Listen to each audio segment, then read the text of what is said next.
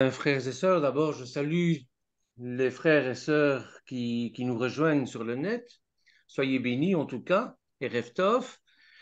Et je vais vous parler aujourd'hui, je vais essayer de faire passer le message qui est la continuité du message de ce matin et qui est tiré de la paracha Ré.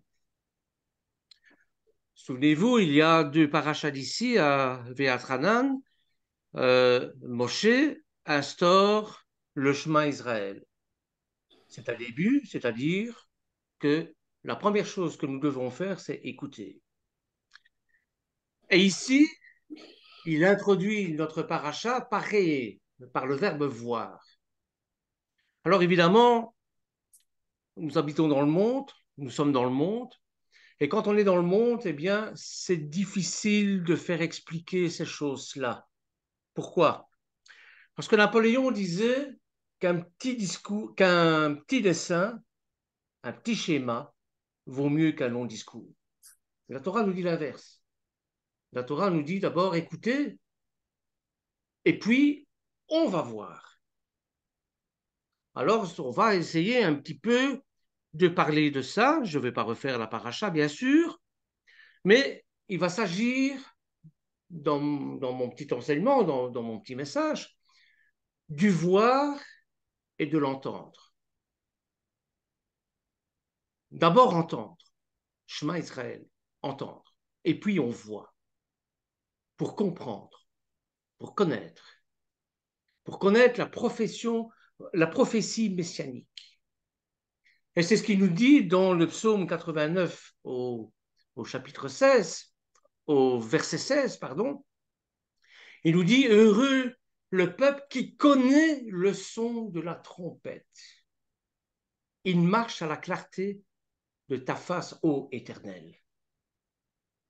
Et là, il y a les deux qui se chevauchent, l'écoute et le voir. Souvenez-vous que lorsque la Torah est donnée au mont Sinaï, les Écritures nous disent, ils virent les voix. Voir les voix, mais qu'est-ce que ça veut dire? On n'y comprend rien, moi. Qu'est-ce que ça veut dire, voir des voix? Nous sommes avertis à l'avance, c'est-à-dire que il y a la première étape, c'est entendre, dans le sens de comprendre. Il faut, il faut connaître, il faut discerner, et c'est un synonyme de voir. Donc, on a pu lire dans la Torah un verbe qui a été utilisé souvent à ce niveau-là, et ce verbe, c'est bien sûr le verbe entendre, écouter, shema. En Exode 19, au chapitre 19, verset 5, on y dit maintenant, si vous écoutez ma voix. Le Lévitique, au chapitre 26, verset 14, nous dit, mais si vous n'écoutez pas ma voix, telles choses vont se produire. Ce verbe nous fait d'abord penser à l'écoute, mais aussi à la mise en pratique des commandements de Dieu. On va d'abord mettre en pratique l'écoute, faire des commandements de Dieu, et puis on va seulement voir les choses. Ce qui est totalement différent de ce que nous vivons dans le monde. Le monde, c'est bien sûr, on voit et puis on croit. Souvenez-vous de l'épisode de la résurrection de Yeshua. Les disciples sont enfermés, ils ont peur, et le Seigneur leur apparaît. Il manque un disciple, c'est Thomas. Et une semaine après, les apôtres disent à Thomas, tu sais, on a vu le Seigneur. Et Thomas leur dit, ouais, et oh, ça va, hein? Si moi je ne mets pas ma main dans le côté de Yeshua, si je ne vois pas les marques des clous dans ses mains, eh bien je ne croirai pas. Et le Seigneur apparaît 8 jours après et lui dit, Thomas, viens un peu ici. Qu'est-ce que tu vois dans mes mains? Je paraphrase, hein, c'est pas tout à fait comme ça que c'est marqué, mais qu'est-ce que tu vois dans mes mains? Est-ce que ce ne sont pas les clous qui ont transpercé mes mains. Donne-moi ta main, mets-le dans mon côté. Est-ce que ce n'est pas le coup de lance que j'ai reçu du centurion romain? Alors, Yeshua va dire une phrase totalement incompréhensible. Heureux ceux qui croient sans avoir vu. Alors, voici le thème, évidemment, de mon petit exposé. C'est, bien sûr, le voir et l'entendre. Notre attention va se porter sur Thomas, bien sûr, mais pas uniquement sur Thomas, pas uniquement sur l'incrédulité de Thomas, Thomas qui ne croit pas. Évidemment, énormément de commentateurs ont rédigé des pages et des pages sur cet épisode-là, sans toutefois apporter un éclairage suffisant pour moi sur pourquoi le Seigneur dit « Heureux ceux qui croient sans avoir vu ». Eh bien, je dois vous dire sincèrement que dans cette paracha, Moshe utilise le verbe ra, le verbe voir, et c'est un impératif, c'est un ordre. Et il donne à l'impératif donc, voici, je vous mets devant vous, hein, le bien et le mal, la mort et la vie, choisissez le bien, choisissez la vie, et vous aurez des bénédictions. Ça veut dire quoi? Ça veut dire qu'on est dans un deuxième stade. Le premier stade, c'est l'écoute. Comme Moshe l'a dit plus tôt. La première chose qu'il faut faire, c'est écouter. Shema Israël. Alors que l'écoute repose généralement sur une action immédiate qui doit être suivie d'une mise en pratique. La vision, quant à elle, il y a plusieurs termes pour dire vision. Il y a bien sûr Ra, qui est voir, et aussi Rasson. Hein. Ça, c'est une vision prophétique. Mais bon, je ne vais pas entrer dans les détails des différents termes qui désignent la vision, mais la vision Ré qui est ici nous projette plutôt dans l'avenir pour la pensée prophétique, justement. Et surtout, dans la vision métaphysique. Qu'est-ce que je veux dire par là? Attention, la vision dont il est question ici n'est pas celle du discernement. Ça n'a rien à voir. Le discernement vient après cette vision. La vision rassonne, qui est le discernement, ne vient que plus tard. Lors de notre nouvelle naissance, puisque on va parler de ça, de la nouvelle naissance, du baptême, eh bien notre vue spirituelle, le discernement, les dons spirituels, eh bien notre vue spirituelle fait partie d'une étape, une démarche suivante qui n'a rien à voir avec la première étape. Au-delà d'écouter, eh bien, il faut entendre ce qui est l'avant-première. Donc, il faut d'abord entendre. C'est la première étape. Et puis vient le désert. Et puis, dans le désert, dans notre désert intérieur, dans notre désert spirituel, à ce moment-là, on peut voir. On peut voir, ça signifie voir des choses qu'on ne voit pas autrement. Donc, il faut passer par le baptême pour ça, pour voir le royaume de Dieu. Il faut passer par le baptême d'eau pour voir le royaume de Dieu. Il faut passer par le baptême de l'Esprit Saint, de la Roi Kodesh, pour pouvoir voir, pour pouvoir entrer dans le royaume de Dieu. Ça, c'est tout un enseignement que notre roué nous a donné il y a quelque temps d'ici déjà. Hein. Mais ce que je veux dire, c'est que ce que nous voyons, l'assurance de notre salut, eh bien, c'est une nouvelle vision qui est due au baptême, justement. La vue, c'est la foi. comme Yeshua le dit, on voit les choses. Écoutez, on ne voit pas l'Éternel, on ne l'entend pas, et pourtant nous croyons. Mais c'est ça la foi. On n'entend pas parler, et pourtant il nous parle. Il se manifeste par différentes manières. Et il nous fait voir des choses. Les prophéties, c'est ça. Donc c'est ça l'assurance du salut, c'est cette vision. Ra, ré, voix. La vue, c'est la foi. Dieu donne une révélation. Dieu parle, l'Éternel parle d'abord dans le cœur de ses fidèles, de ses disciples, de ses enfants. Selon Matthieu, au chapitre 9, verset 29, et à d'autres moments, on voit qu'il y a souvent un lien entre les yeux d'un aveugle et la foi. Vous voyez tout de suite où je veux en venir, évidemment. L'épisode avec Yeshua, hein, euh, l'épisode avec Yeshua, lorsqu'il guérit la personne qui est aveugle. Et qu'est-ce qu'il fait? Il retourne au début de la création du monde. Il crache par terre, il forme de la boue, il les met sur les yeux de l'aveugle, et puis l'aveugle va se laver, et là, il voit. C'est ça.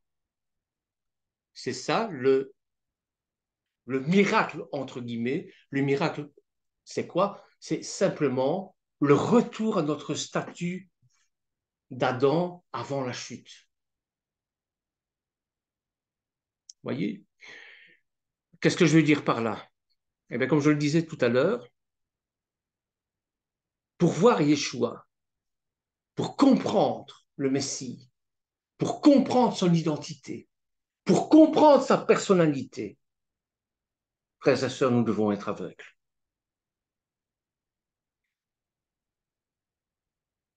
Dans les évangiles, le seul qui voit vraiment, c'est celui qui est né aveugle. Et Dieu a prévu dès le départ que Yeshua allait être annoncé ouvertement à qui? Mais aux aveugles, à ceux qui sont aptes qui vont voir le royaume de Dieu. Celui qui en parle le mieux, c'est Isaïe, évidemment. Isaïe, c'est celui qui nous parle du Messie à un point. Si le cœur du juif est bien tourné, eh bien, c'est par Isaïe qu'il se convertit. Enfin, non, un juif ne se convertit pas, mais qui vient à Yeshua, qui reconnaît Yeshua comme son sauveur, comme son Messie, comme son Mashiach. Regardez en Isaïe, au chapitre 35, verset 4, il nous dit, Isaïe, chapitre 35, verset 4, dites à ceux qui ont le cœur troublé, prenez courage, ne craignez point. Voici votre Dieu, la vengeance viendra, la rétribution de Dieu. Rétribution, je vous réfère à ce que notre roué a dit il y a deux semaines, Shabbat d'avant-dernier, hein, où il était question de rétribution. Eh ben, en Isaïe, on en parle. La rétribution de Dieu. Il viendra lui-même et vous sauvera. Alors, au verset 5, écoutez bien ceci. Je crois que c'est le verset le plus important dans mon message ici, bien sûr. Alors s'ouvriront les yeux des aveugles, s'ouvriront les oreilles des sourds. Alors le boiteux sautera comme un cerf et la langue du muet éclatera de joie. Car des eaux jailliront dans le désert et des ruisseaux dans la solitude. C'est à partir de l'avenue du Mashiach, c'est à partir de l'avenue de Yeshua que la Bible commencera à parler de guérison miraculeuse des aveugles. Mais pas uniquement des aveugles physiques, mais ce sont des aveugles aussi spirituels. Dieu a permis certains prophètes guérissent les malades, et même d'autres en ont ressuscité. Hein. Mais la guérison des aveugles était réservée exclusivement à Yeshua et à ses disciples, bien sûr, après lui. Car la guérison de cette cécité, de cet aveuglement, est l'image spirituelle du salut éternel, qui commence par le fait de voir après avoir entendu la parole de Dieu.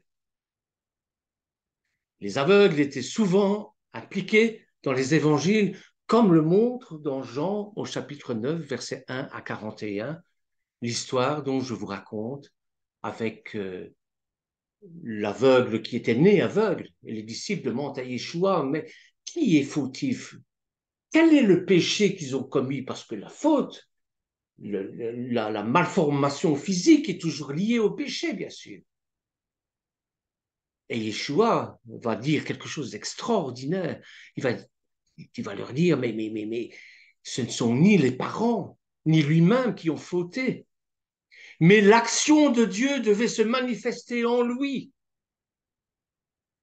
L'action de Dieu, c'est quoi? C'est de voir le royaume.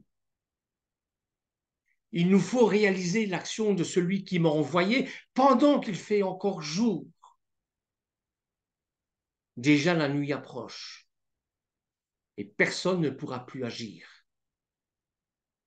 Tant que je suis dans le monde, je suis la lumière du monde. Ce monde, frères et sœurs, nous le savons, qui se trouve toujours dans les ténèbres. Il n'est pas possible de montrer la lumière aux personnes qui voient. C'est complètement stupide et ridicule d'allumer une lumière lorsque, en plein jour. Ça ne sert pas à ça. Il faut donc être aveugle pour pouvoir découvrir avec étonnement ce qu'est la véritable lumière. Si nous proclamons que Yeshua est la lumière du monde, c'est parce que nous sommes aveugles. Et c'est une bonne chose. Tous les aveugles des évangiles nous sont donnés comme exemple pour nous montrer que chacun de nous, nous étions des aveugles spirituels. Lorsqu'on est né de nouveau, on ne peut pas voir ces choses-là.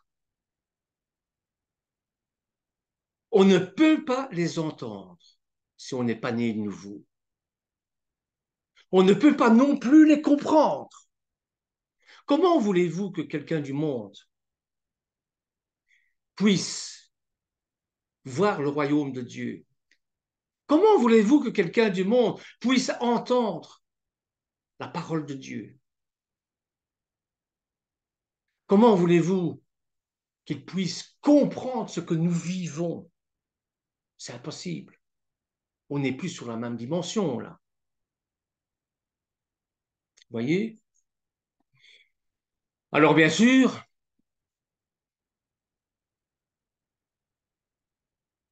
au niveau du même peuple, mais avec deux missions différentes, eh bien, il y a un certain aveuglement. Les Juifs ont été mis dans leur aveuglement voulu par l'Éternel pour que toutes les nations puissent entrer dans le salut. C'est un mystère. Et c'est comme ça. Mais il ne faut pas croire que les chrétiens sont dans la lumière, eux, hein. Parce qu'eux aussi ont un certain aveuglement.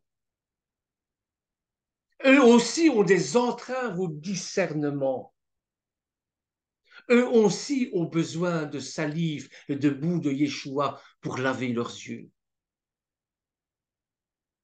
Voir, c'est discerner. Discerner, c'est comprendre. Le manque de discernement des croyants va souvent de pair avec un état d'enfance spirituelle, comme il est dit en Hébreu au chapitre 5, verset 12.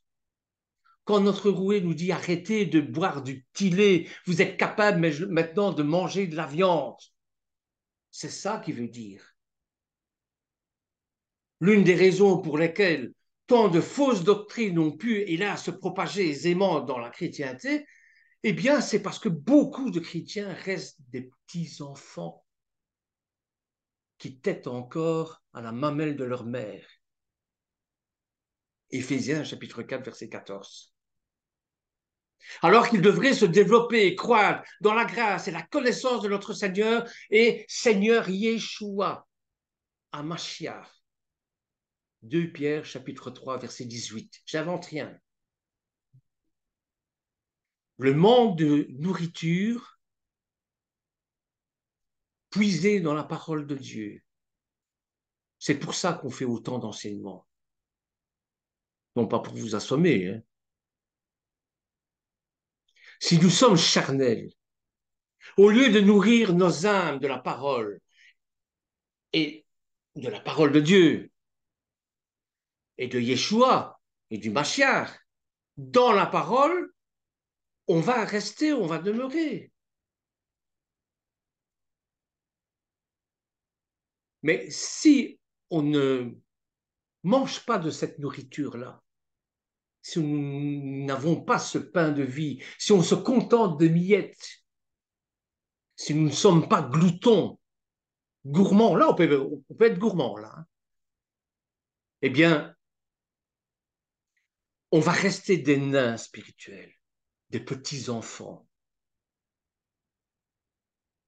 Il suffira de quelqu'un qui est un beau parleur, etc., pour nous faire tourner la tête. Donc, malgré toutes les prétentions à la connaissance et à la puissance, une étude purement intellectuelle de la Bible n'aidera certainement pas au développement du croyant. Bien au contraire, c'est l'inverse. Plus vous faites marcher votre intelligence, pas l'intelligence comme nous l'a expliqué notre roué, pas cette intelligence de la connaissance de Dieu, mais la faculté intellectuelle, plus vous les faites fonctionner, eh bien, plus elle fera obstacle à votre épanouissement spirituel. Car les vérités de notre livre saint, qui est le Tanakh, doivent être goûtées et senties par le cœur dans lequel l'amour de Dieu a été versé.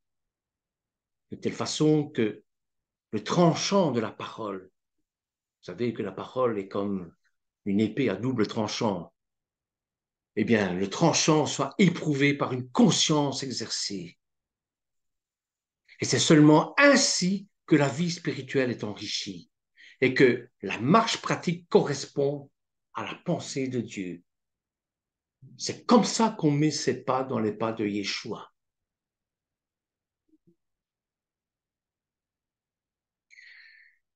Il y a aussi la prédominance laissée à nos propres pensées, à nos sentiments. Je vous ai parlé tout à l'heure de discernement, je vous ai parlé tout à l'heure de la chair.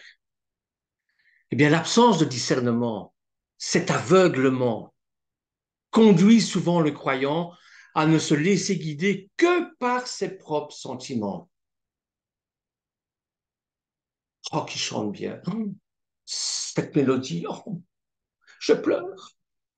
Il me faut un sbire-mort de mouchoir pour pouvoir... Oh, ça m'a tellement touché. Il nous est demandé d'adorer l'Éternel en esprit et en vérité, pas en sentiment. Combien, par exemple, seraient en peine d'expliquer pour quelle raison ils se rattachent à telle dénomination plutôt qu'à une autre? Or, c'est très important, l'identité religieuse. Pourquoi je suis juif messianique? Pourquoi vous êtes baptiste? Pourquoi vous êtes anabaptiste? Pourquoi vous êtes évangélique? Pourquoi vous êtes pentecôtiste? Ils ont trouvé quelques sympathies. On leur a manifesté une affection à laquelle ils ont été sensibles. Et c'est ce qui, en définitive, les a décidés. Voilà. Je suis évangélique parce que, bon, j'aime les évangiles. Oui. Ça dénote au fond un certain égoïsme. N'est-ce pas dire que l'on va dans un rassemblement, dans une assemblée, pour soi, au lieu d'y aller pour Dieu. Si au contraire on a saisi par la foi que c'est Dieu qui veut rassembler les siens, eh bien, on sera conduit à rechercher dans sa parole des enseignements qu'il nous donne à cet égard. Ce ne seront plus alors des sentiments naturels qui vont nous guider, mais c'est la parole de Dieu qui doit nous guider. Si par grâce nous avons été instruits à ce sujet, à la parole de Dieu, mais ne nous arrive-t-il pas cependant de manquer de discernement, soit pour ce qui concerne notre marche individuelle, soit pour ce qui concerne la vie et l'administration d'une assemblée? Vous savez, construire une assemblée, ce n'est pas difficile. Faites appel aux dons, construisez votre assemblée, mais si elle ne vient pas de Dieu, si elle n'est pas basée sur le roc de la parole de Dieu, je vous donne, si vous avez de l'argent, 6 mois. Après, c'est terminé. À quoi on reconnaît que cette assemblée est une assemblée de Dieu, mais à ses fruits, aux âmes qui sont gagnées, à Mishpara. On ne peut pas dire que Mishpara n'est pas de Dieu. On voit les fruits tous les jours, que ce soit en Afrique, que ce soit à Madagascar, que ce soit à La Réunion, que ce soit en France, que ce soit en Belgique, que ce soit à la Louvière, que ce soit à Thoin, que ce soit à Anvers, que ce soit à Nice. C'est ça, vous voyez? Là aussi, les considérations sentimentales naturelles ont parfois plus de poids que celles qui devraient seules nous diriger. Alors, nous arrêterions-nous à de telles considérations si nos âmes étaient tellement occupées et nourries du Mashiach, qu'il nous devienne impossible de faire passer quoi que ce soit avant la gloire du Seigneur, Kavod Adonai, et de ses intérêts ici-bas.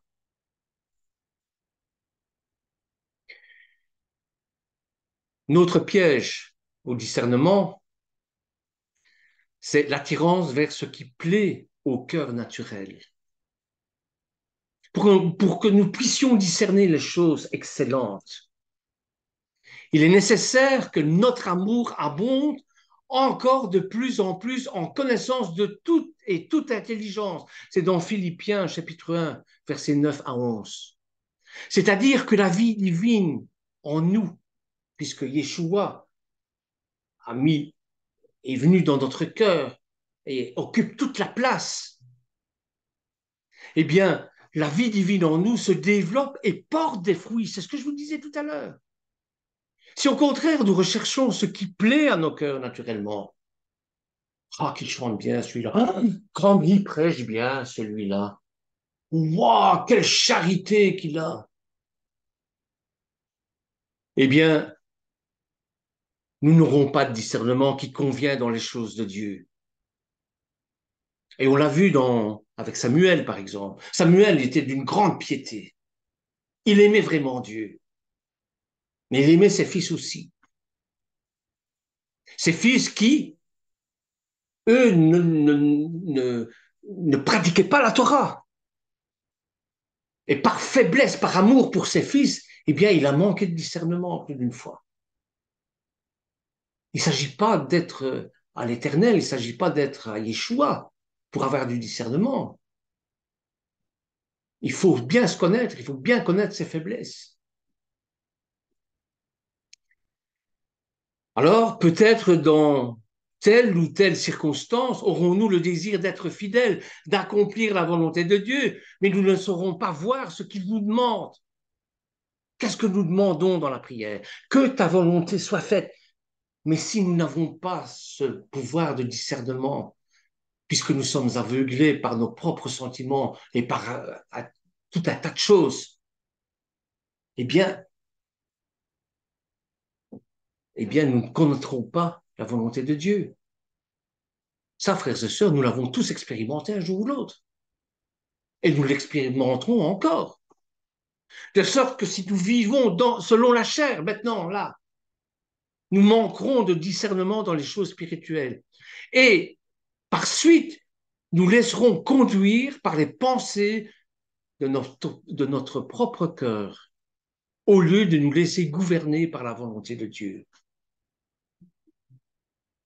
Bernard, va à la Côte d'Ivoire. Oh, Seigneur, qu'est-ce que tu me demandes là? J'ai une femme, j'ai des enfants, j'ai ma maison à payer, j'ai ma voiture, j'ai ma deuxième piscine, j'ai ma troisième Ferrari.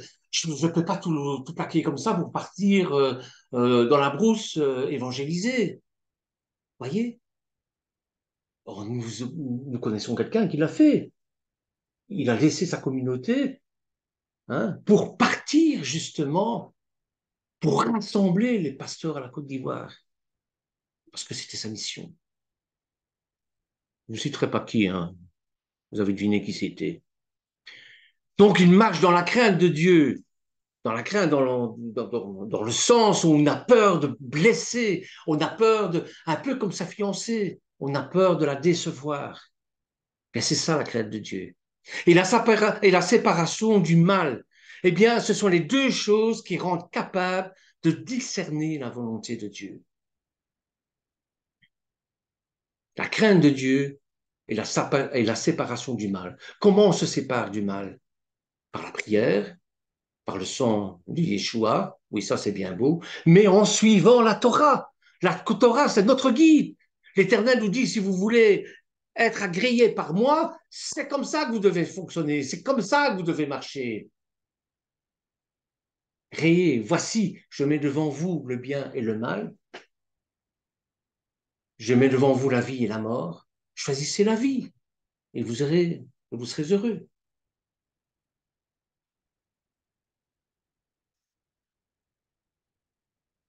Je regarde l'heure. L'apôtre Pierre nous dit que celui qui ne manifeste pas les caractères du nouvel homme, eh bien, c'est un aveugle. 2 Pierre, chapitre 1, versets 5 à 9. Il n'a pas le discernement de son propre état. L'aurait-il des pensées de Dieu pour que nous soyons rendus capables de discerner la volonté de Dieu? En Romains, au chapitre 12, verset 2, il faut que nous marchions habituellement dans sa crainte, séparés du mal et vivant de la vie du Mashiach. Ne vous conformez pas à ce siècle qui nous est dit. Ce siècle est toujours dans les ténèbres, siècle qui est caractérisé par l'activité des pensées de l'homme et par les ténèbres dont Satan est le prince. Satan va faire en sorte de vous aveugler, lui qui est le prince de lumière.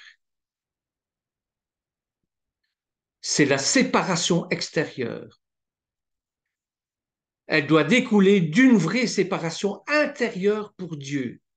Soyez transformés par le renouvellement de votre entendement, comme il nous est dit dans les Écritures. Le croyant fidèle évitera toute conformité au monde social, au monde politique, au monde religieux aussi. Parce qu'il est une nouvelle nature qui doit produire chez lui une nouvelle manière de penser, une nouvelle manière d'agir, une nouvelle manière d'entendre, une nouvelle manière de voir que personne, si il n'est né de nouveau, ne peut faire. Shema Israël est rayé. Voilà, frères et sœurs, ce que j'avais à vous dire ce soir. J'ai été assez court pour ne pas trop vous assommer. Soyez bénis en tout cas. Si vous avez des suggestions, la parole est à vous. Amen. Amen. Merci beaucoup, pasteur. Bravo. Merci. Amen, amen. Merci Bernard. Vraiment, très, très bonnes études, vraiment. Que la Shem te bénisse et qui te donne vraiment encore des inspirations pour chacun de nous. C'est vraiment excellent. Et c'est vrai que d'entendre et voir, c'est magnifique, entendre ces bons enseignements. Heureux le peuple qui connaît le son du chauffeur. c'est autre chose qu'entendre, bien sûr. Et qui peut connaître? Et d'ailleurs, dans certains passages, il nous dit que il n'y a que le Père qui connaît le Fils, la Torah, il n'y a que le Fils qui connaît le Père, d'où il est sorti. Mais c'est la Ruach HaKodesh qui nous révèle. C'est pour ça que si nous demeurons dans sa parole, alors le sens de la paracha Réé, voit, alors là oui, mais comment nous pouvons voir? Aujourd'hui, il y a des aveugles qui conduisent d'autres aveugles. Mais pour voir, il faut avoir le collier d'Hachem. On croit devoir, et comme il dit l'Apocalypse, le reproche que Hachem y fait à la Keïla de l'Odyssée, quand il dit, tu crois devoir, mais tu es aveugle. Tu crois d'être riche, mais tu es pauvre. C'est pour ça qu'il faut acheter de l'or pur, qui est la parole, la Torah, vers Yeshua, et d'avoir vraiment les yeux pour voir, afin que Hachem nous donne son collier, le collier de voir. C'est-à-dire, par là, j'ai un petit exemple, Bernard, où ce qui, tu te rappelles avec Élisée, le prophète Élisée, avec son serviteur Géasi, quand Élisée il a dû prier pour son serviteur parce qu'il ne voyait pas. Il ne Ah oui. voyait pas. Et quand le prophète a prié, alors il a vu que la maison du prophète, il était vraiment entouré par une protection divine de l'armée célestiale. Tu vois? C'est-à-dire tous ceux qui craignent l'Éternel, ils ont une vue de voir vraiment, on peut voir le futur, on peut, c'est-à-dire quelqu'un qui est dans l'esprit, Dieu nous montre vraiment certaines choses dans l'avenir, comme les prophètes, ils ont reçu de la révélation de la part d'Hachem de voir le futur. Hein? C'est ça, de voir, comment dire, voir quoi. C'est pour ça que il y a des grands privilèges qu'Hachem nous donne et qui donne à certaines.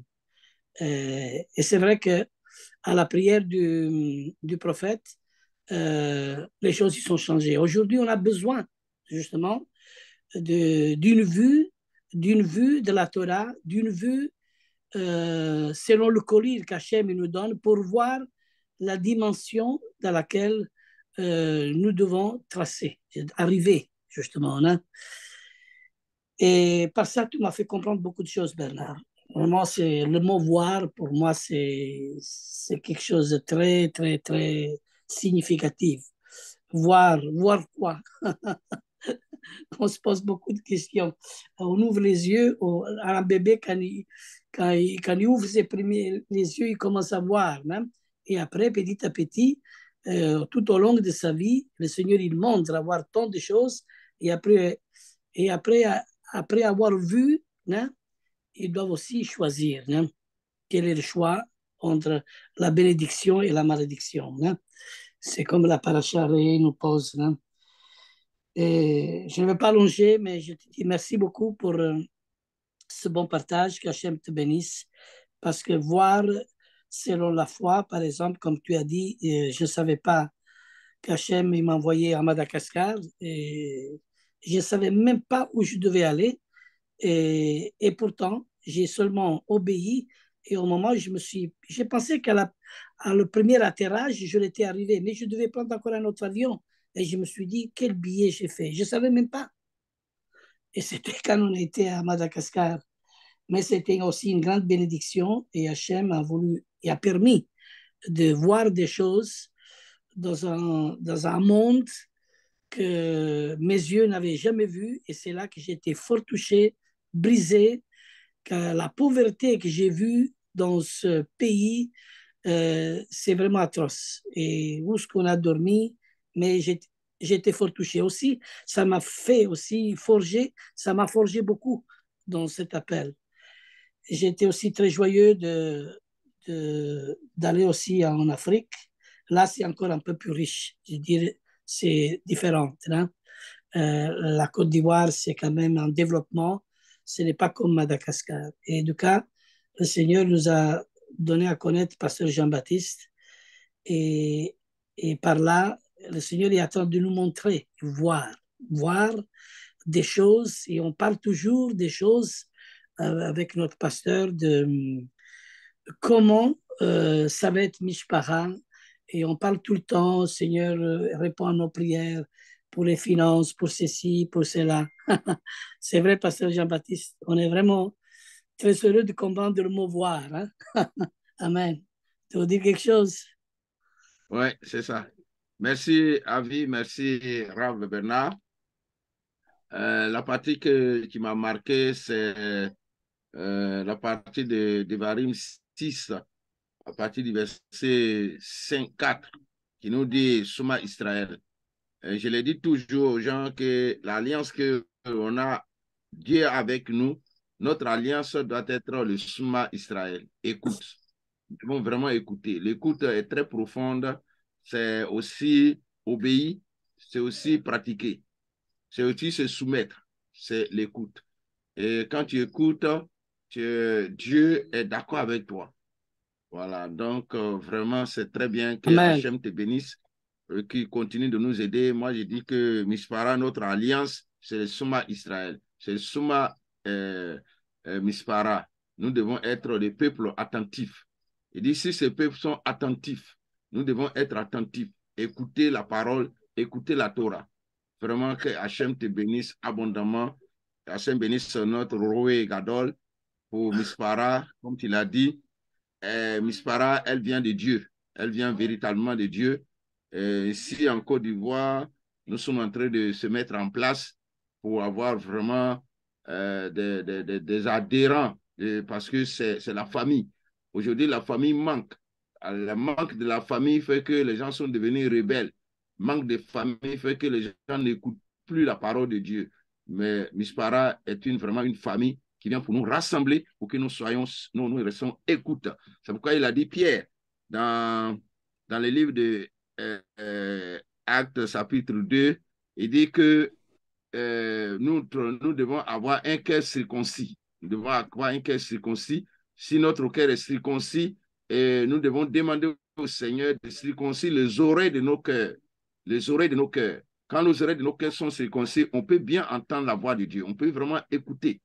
Voilà. Avec les oreilles physiques, on ne peut pas écouter, mais avec les oreilles spirituelles, on peut plus écouter. Qu'Hachem vous bénisse abondamment. Shalom. Shalom. Amen, amen, amen. Et après, comme pasteur, comme notre enseignant, Bernard, il nous a dit, voir pour, ça c'est des choses que j'ai toujours enseignées dans le passé, voir pour entrer, pour voir le royaume, c'est naître de nouveau.